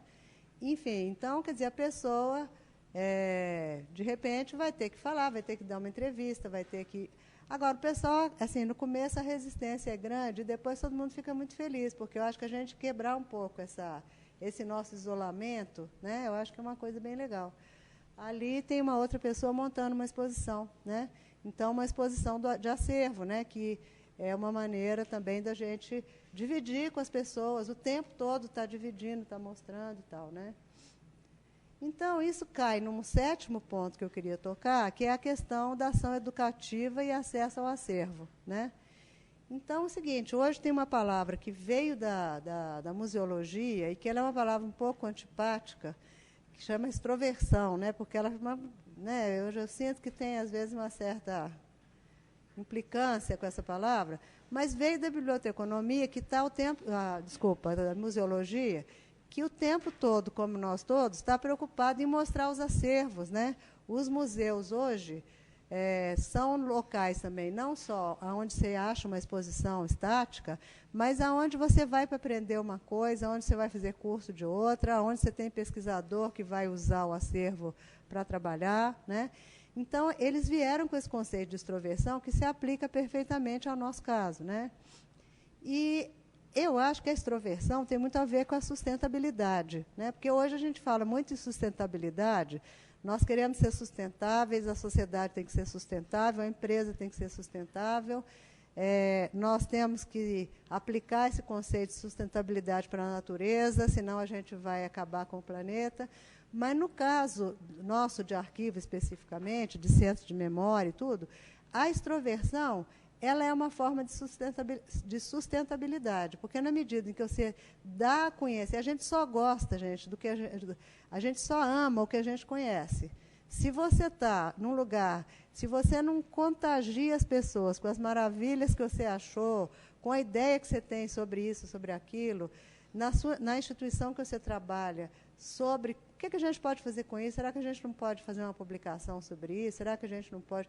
Se você não mostra para as pessoas o que você tem, você não... as pessoas não se interessam e você também vai se tornando insustentável.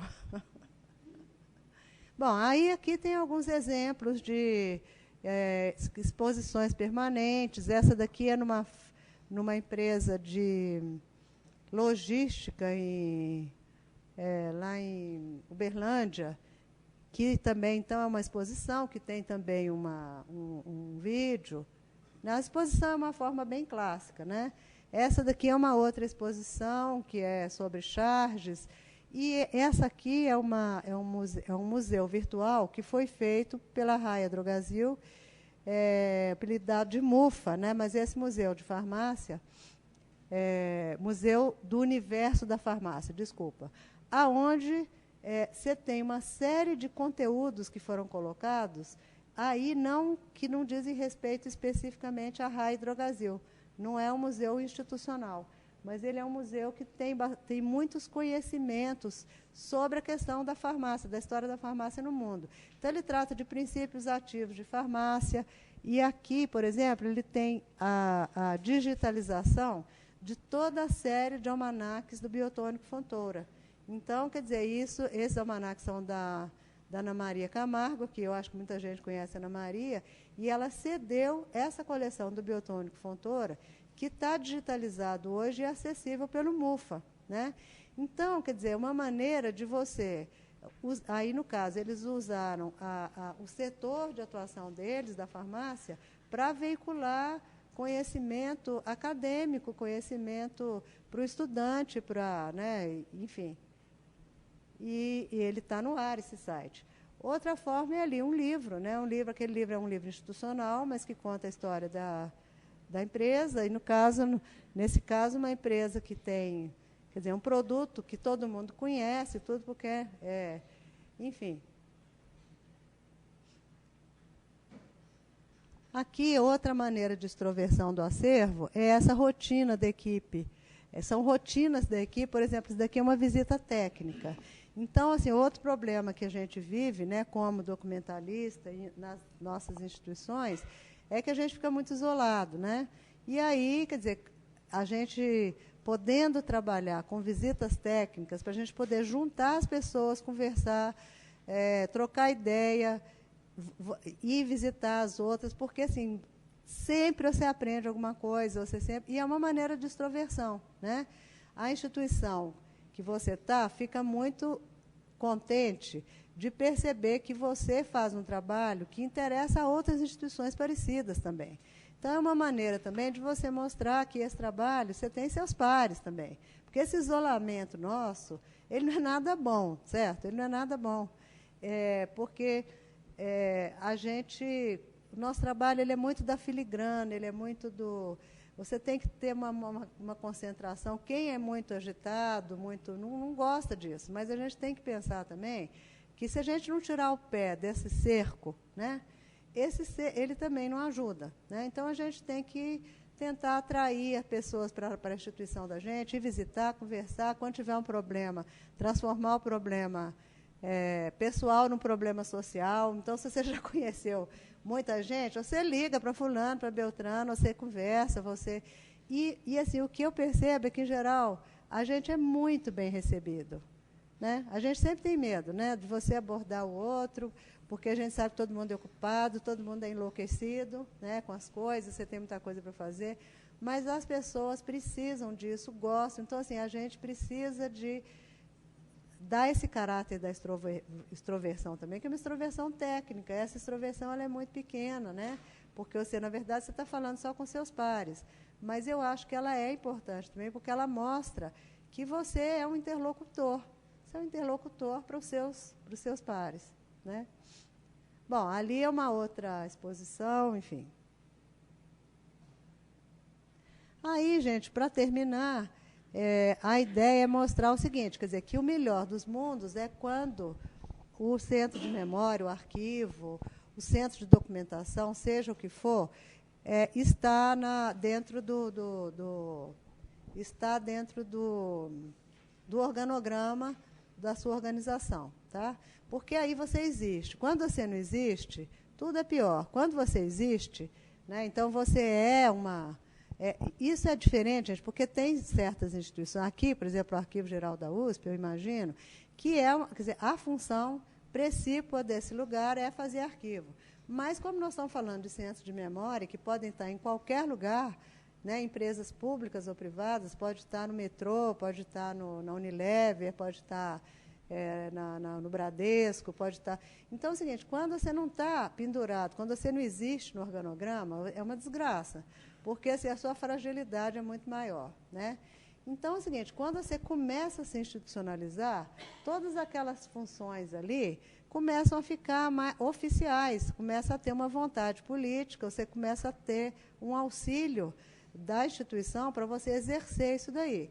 E aí seria transferência de documento, atualização de informações, avaliação, conservação, atualização tecnológica, que é toda essa questão, né, de os meus dados estão bem guardados, não estão. E nós temos olho no futuro, né, estão bem guardados hoje, mas assim, é hoje, 3 anos para frente, porque todo mundo sabe, a obsolescência dos nossos... das nossas máquinas, ela é muito grande. Então, quer dizer, é preocupado hoje com o olho para frente, né? E divulgação e extroversão. Então, assim, tudo isso que a gente falou vai se tornando mais viável quando a gente existe, de fato, né? E, enfim. E como última proposta aqui, eu resolvi trazer uma coisa que eu, de fato, não sei se vai funcionar, gente. Mas eu trouxe uma coisa, vamos dizer, que é a prática disso tudo. Se vocês... eu acho que, assim, não sei se dá para ler, é uma coisa grande para ler e tudo. Se vocês tiverem interesse, eu posso, inclusive, mandar para vocês por e-mail e tudo. Porque o que acontece? Isso aqui é uma política de acervo feita, é uma redação de uma política de acervo para um determinado centro de memória. Eu não pus o nome dele aí, mas nós fizemos essa política e vocês vão ver que ela amarra tudo isso que eu falei com vocês. Então, quando você chega num ponto de chegar ao acordo, estar de acordo com a instituição que te contrata, ou para quem você está prestando esse serviço, e fazer uma política... isso quer dizer que você já superou uma parte dos problemas. Então, eu acho que é útil, porque aborda uma série de questões em relação às quais a gente tem que prestar atenção. Eu vou tentar passando sem ler isso tudo, né, que é muita coisa, mas, enfim, só para vocês terem uma ideia. Primeira coisa, ele explica o que faz o centro de memória, né? Então, vai dar tratamento, a massa de documentos e tal. Depois ele é vinculado à área tal, porque muitas vezes, quer dizer, você explicita, né, onde que ele é vinculado, e aqui vem, quer dizer, isso daqui seria o seguinte, o que esse centro de memória faz? Para quem que ele faz? Quer dizer, o que ele faz? Primeira coisa, ele organiza, blá, blá. Para quem? No caso dessa instituição, era para a área de comunicação, né? E aqui explica que... Espera aqui, só um pouquinho. Tá. Aqui explica que essa instituição, esse centro de memória, ele não tem uma ideia apenas memorial, né? Que é o registro de ocorrências, eventos e tal. Mas também ele teria uma função de gestão. E que, assim, a pretensão dele, que quando você escreve, gente, você faz um estatuto. Faz diferença se está escrito, tá? Você pode, muita coisa aqui, eu acho que não sei se está sendo cumprida à risca, mas eu acho que quando você escreve, porque, em geral, isso daí é feito, é aprovado pela instituição. Então, isso daí não tem como se falar, não, mas eu não sabia, não, mas não está claro. Você tem que tornar isso claro, escrito e consensuado. Quer dizer, isso é uma coisa, essa política ela é consensuada com a organização. Aqui, olha, aqui fala o escopo do trabalho, qual que é, né? Ele é curador natural do acervo da organização, com a competência, quer dizer, o que o Centro de Memória pode fazer? Ele fazer projetos históricos e culturais de caráter interno ou externo, edição de livros, revistas, informativos. Quer dizer, você mostra o potencial. Você pode não fazer nunca isso, mas se você não tem isso escrito, é pior do que ter. Eu acho que isso ancora também, sabe, o trabalho e tudo, né? É da competência do Centro de Memória estabelecer as séries documentais de interesse do acervo, uma política de avaliação dos documentos doados ou recolhidos em ações de salvaguarda. Os documentos de valor histórico produzidos no presente e a tabela de temporalidade será fruto de trabalho elaborado com as áreas produtoras e tudo. Depois, o centro por meio desse documento, o centro de memória se dá o direito dele avaliar, porque senão é aquela loucura. O centro de memória começa a receber qualquer lixo, qualquer tralha, qualquer coisa que não se sabe onde colocar. Então, se você não estabelece o que você quer, o que você não quer, quais as áreas que você está entendendo, quais funções que você está cobrindo, que você tem a última palavra, você é o técnico. É lógico que tudo é feito em comum acordo, mas você é o técnico e você, então, tem que ter a autoridade de falar, não, isso daqui não sabe? Ou então, assim, eu não vou guardar tudo, eu vou guardar uma parte disso, eu vou guardar uma amostragem, eu vou guardar porque o que acontece é que as pessoas não sabem o que elas vão guardar, para quê, como que elas vão guardar. Todo mundo aqui já deve ter ouvido a perguntar, mas o que é o histórico aqui? O que é histórico? Não é esse negócio do que é histórico. Você chega à conclusão o seguinte, sabendo a instituição que você está, para que ela vai usar, quais os documentos que ela vai usar depois, qual que é a informação que está ali, que tem perenidade. Então, isso aí, o documento histórico é esse, é aquele que está carregando consigo informações que vão ser úteis amanhã, depois, né? Porque o pessoal tem uma angústia de falar, não, você chega lá, né, que em geral muitos de nós são historiadores, né, você fala, não, esse é histórico, esse não. Não é uma construção, na verdade é uma construção. Essa construção, ela nasce do conhecimento que você tem da empresa, da instituição, e da conversa que você tem com as pessoas, que muitas coisas, só pelo documento você não sabe, a pessoa tem que te falar, não, mas isso aqui é importante, porque o Zezinho, naquela época, ele tomou essa decisão essa que muitas vezes não está escrita em lugar nenhum, entende? Mas é uma construção, né? E esse documento, ele exprime essa construção. Aí a transferência é feita com a periodicidade de tanto tempo, né? Porque essa transferência é um problema, né, gente? Todo mundo que fica lá com o Pires pedindo mais um documento das instituições, quer dizer, isso tem que estar escrito. Ela é feita de 6 em 6 meses, isso é estudado antes, a pessoa sabe o que você vai querer, você sabe, ela já separa teoricamente. Quer dizer, muita coisa fica no papel, mas estando no papel é uma possibilidade de sair do papel. Tá? O acesso se dá por meio de consulta à base de dados. No caso dessa instituição, a base de dados só era de acesso interno, tá? Mas aí explicava que a pessoa podia acessar a base de dados ou podia acessar as pessoas que trabalhavam no centro de memória, né?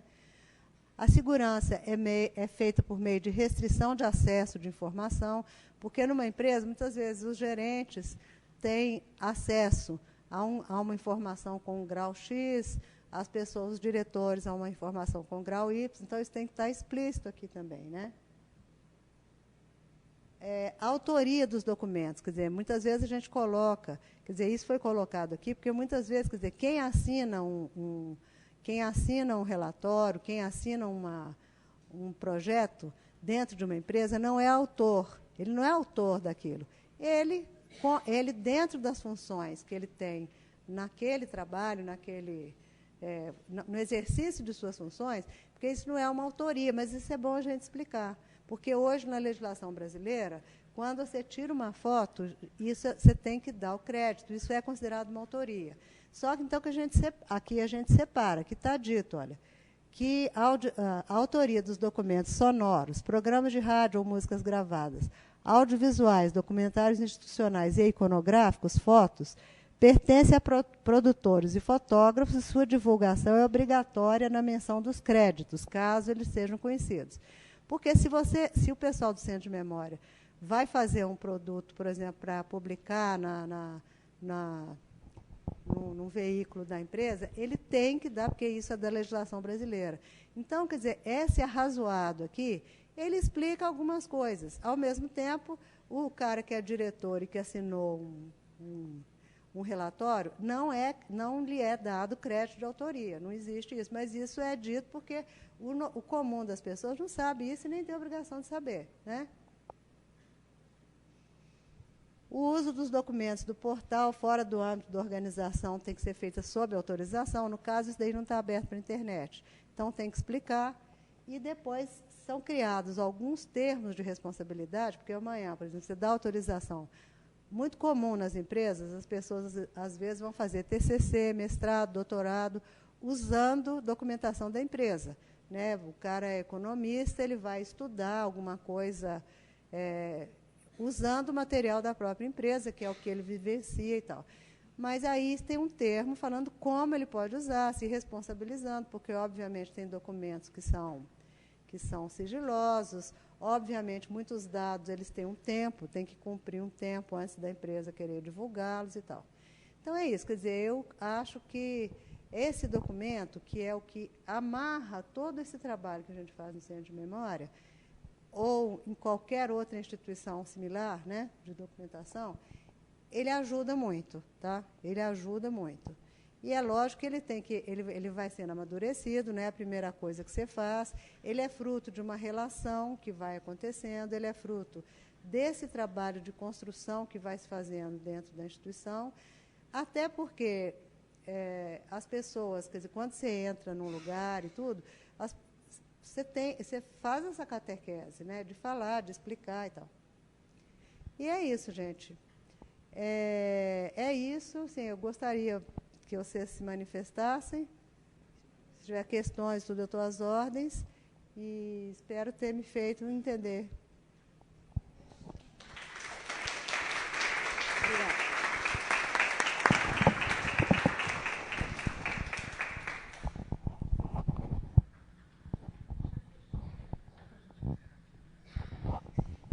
Oi, a gente agradece muito. Bem, eu adorei, acho que todo mundo adorou aqui. E agora a gente vai encerrar e as perguntas vão ser feitas, tá bom? Até mais. Obrigada, viu, menina?